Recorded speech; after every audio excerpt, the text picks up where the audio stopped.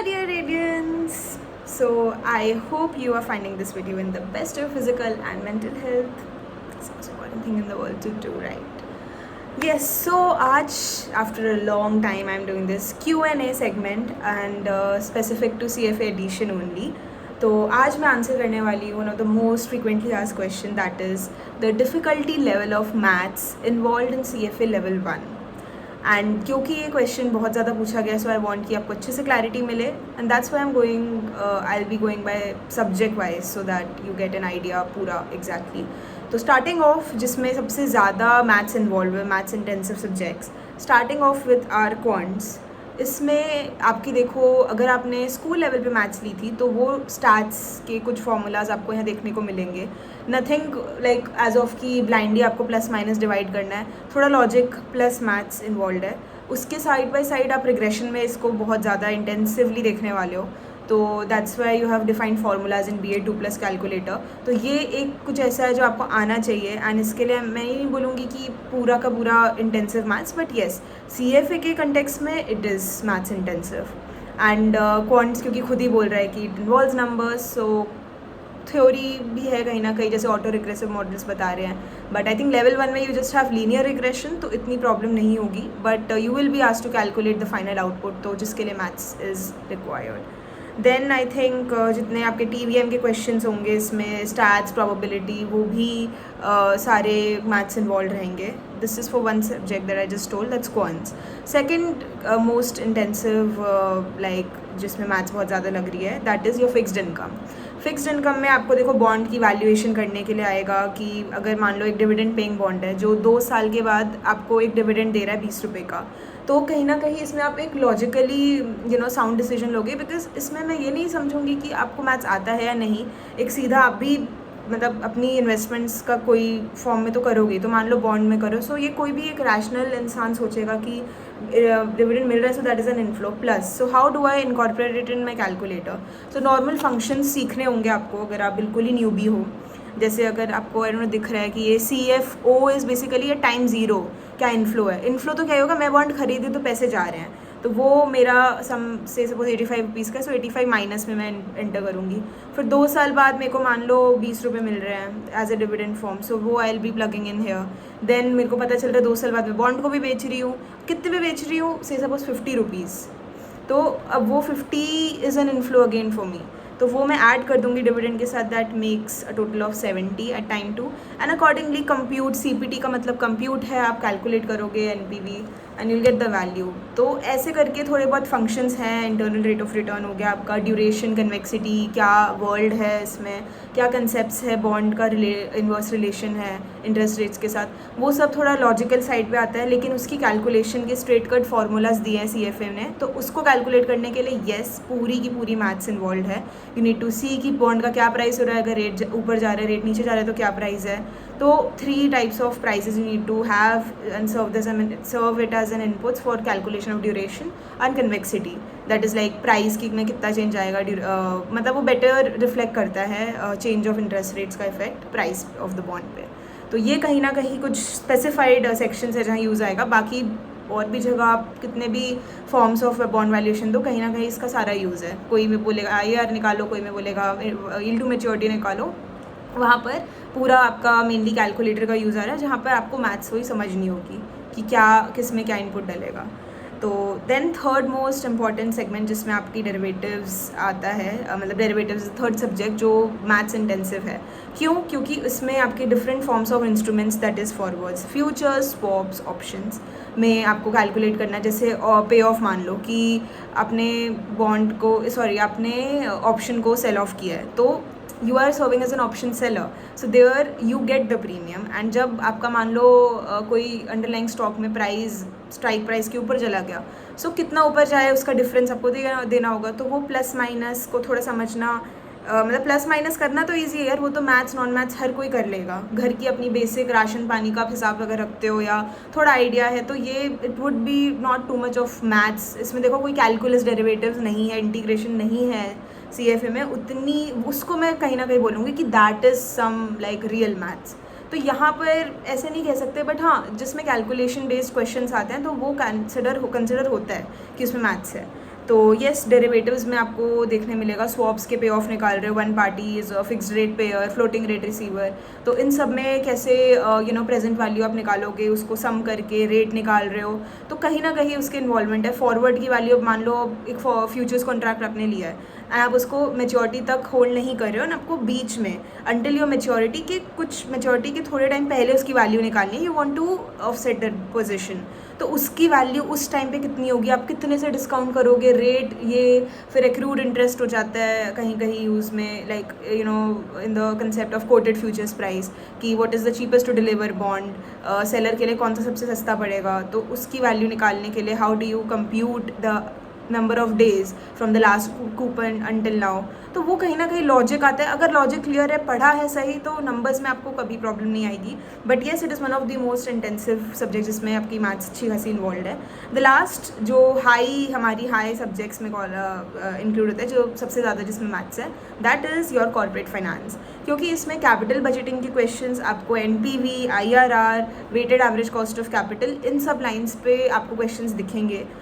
when to use market value, when not to use, how to understand, interpret the questions, कहीं ना कहीं वहाँ आपको दिखेगा मैथ्स। तो उसके लिए हाँ, जो कॉमर्स स्टूडेंट्स हैं उनको अकाउंटिंग नॉलेज कहीं ना कहीं हेल्प करेगी, बट ऐसा कुछ नहीं है रॉकेट साइंस जो आर्ट्स एंड साइंस स्टूडेंट्स नहीं क्लिक कर पाएंगे।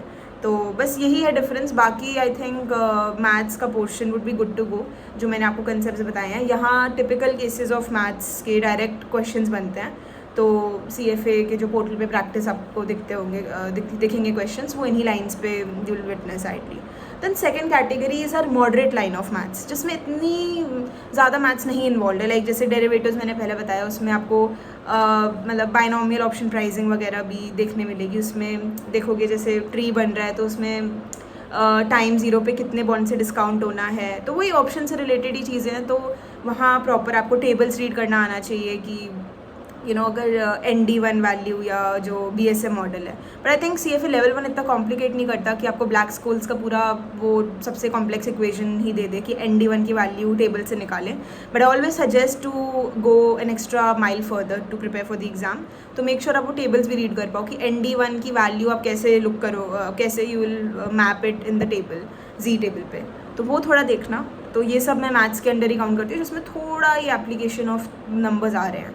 देन मॉडरेट पे जैसे हम बात कर रहे थे, तो उसमें सबसे पहले आता है आपका पोर्टफोलियो मैनेजमेंट। पोर्टफोलियो मैनेजमेंट देखो, स्ट्रेट फॉरवर्ड CAPM की एक इक्वेशन है। देन रिस्क रिटर्न पे क्वेश्चंस हैं, स्ट्रेट कट फार्मूलाज हैं, आपके इन्फॉर्मेशन रेशो और भी ये सब like Sharpe ratio and Sortino I doubt की पूछते हैं। But definitely it's spans certain formulas जो मतलब क्वांट इंटेंसिव है एंड स्ट्रेट फॉरवर्ड आपको डेटा मिलेगा। आपको कैलकुलेटर में प्लस माइनस डिवाइड वो सब करके नंबर्स आंसर्स लाने हैं। तो वहाँ equation based and straightforward चीज़ है, तो nothing much of brainy work I would say. तो it should be easy to गो।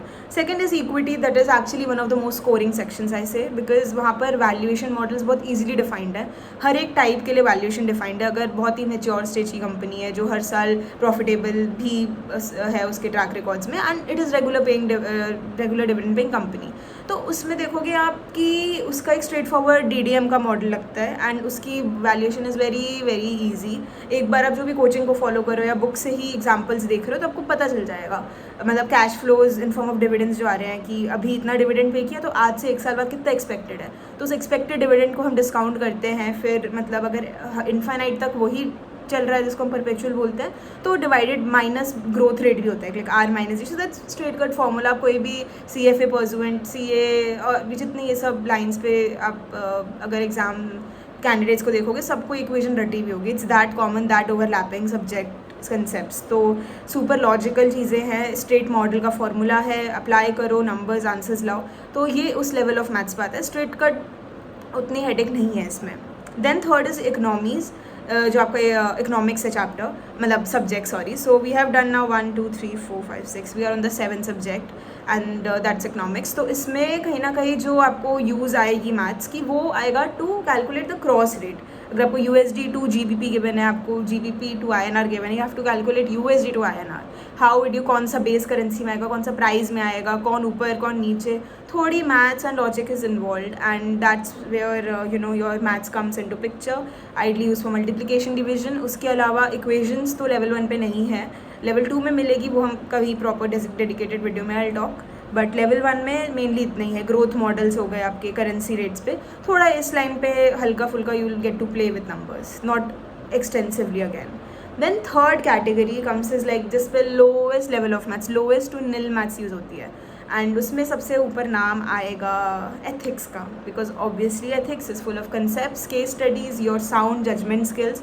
उसमें कहीं भी मैथ्स इन्वॉल्व नहीं है ऑलमोस्ट, मतलब मे बी कहीं लेवल 2 में आई टेल जहाँ पर एक दो में दिखता है आपको केसेस, बट लेवल 1 में it's entirely your own judgement. How will you take the most morally sound decisions. कोई भी केस स्टडी दे रहे हैं आपको, गिफ्ट असेस करना है कि is it that compromising gift की मेरी इंडिपेंडेंस इज लाइक जियोपार्डी और something.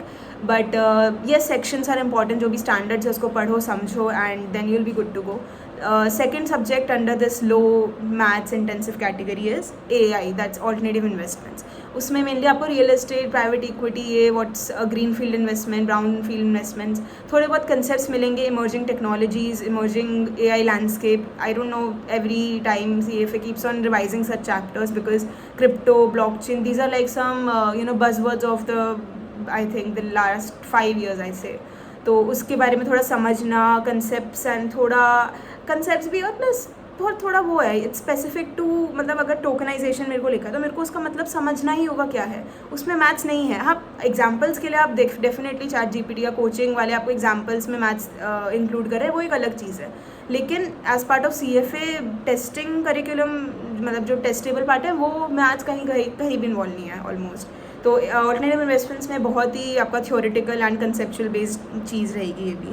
Then I think FRA, that might come out as a surprise to you guys कि why have put this as बिल्कुल low category. Financial reporting analysis, बिल्कुल, मतलब I know, मतलब क्योंकि यार देखो, अगर आप इसमें assets minus liabilities, working capital, ratios के फार्मूलाज, ये बचपन से जो कह लो एक ना एक टाइम पे even non math students gets hang of it. तो वो CFA टेस्ट नहीं करता है यार, मतलब they want to test you on logic, मतलब पूरे कंसेप्ट्स. तो अब जो भी विटनेस करोगे उनके प्रैक्टिस क्वेश्चंस, भले ही आपको वहाँ पर क्वांटिटेटिव इंटेंसिव मिले, बट मतलब मॉक्स में ले लो या कुछ भी, जहाँ भी लॉजिक आता है फाइनेंशियल रिपोर्टिंग एनालिसिस में, they test you on logic.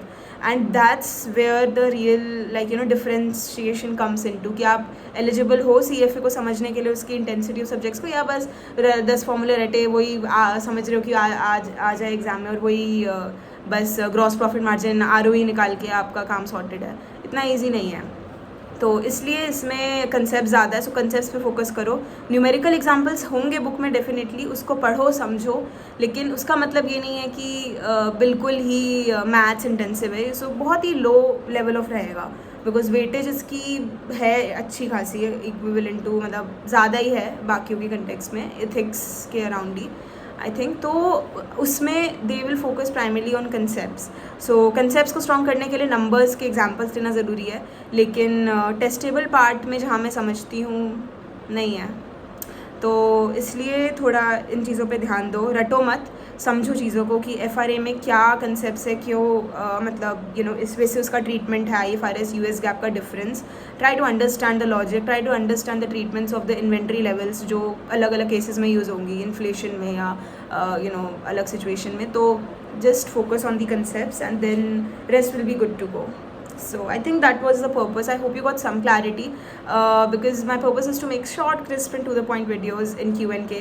बकवास को थोड़ी यही कम करते हैं, and I'll just see you guys in the next video with a new question and some better factual answers, I suppose. So till then, please keep supporting. We need some good, great momentum, guys, this time, because I will be very active, like in terms of everything I would want to share with you to help you navigate this career path or something.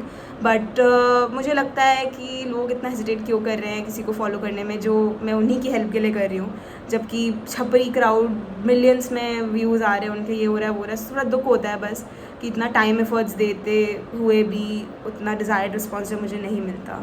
So the least and the bare minimum, or the only thing I expect from you is share, like, subscribe, and just get this number increase exponentially as soon as we can, because we want to show and make a difference. For that I need your support, and you have to do that.